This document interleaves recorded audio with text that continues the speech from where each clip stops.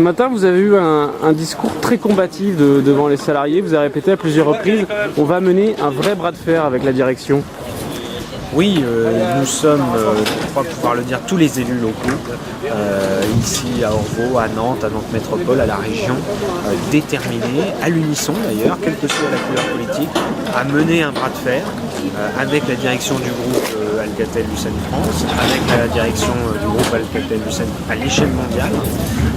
Le PDG est un Français d'ailleurs, il a déjà eu des fonctions dans le domaine des télécoms, il est bien connu, le gouvernement est prêt à mener ce bras de fer. Si les élus locaux, à l'unisson avec les forces des salariés et des syndicats à l'intérieur du groupe et le gouvernement mènent ensemble, tirent dans le même sens face à la direction du groupe, nous pensons pouvoir la faire reculer.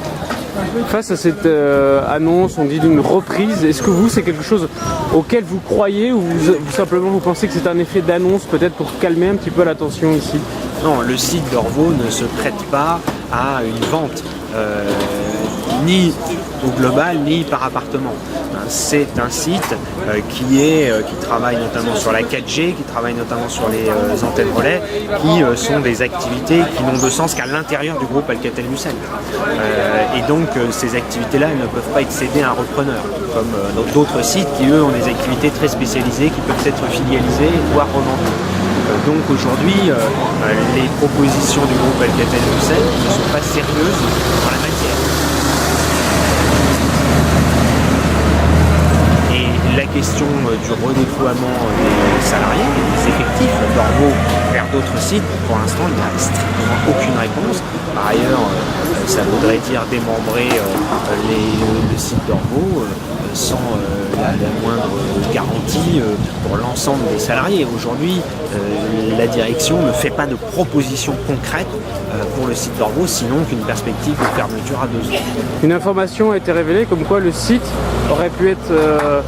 on avait une annonce qui a été faite comme quoi il y a 15 jours, la direction avait un petit peu... aurait pas forcément été dans ce sens-là. Est-ce que vous vous sentez un petit peu trahi par cette nouvelle annonce là, qui vient de tomber?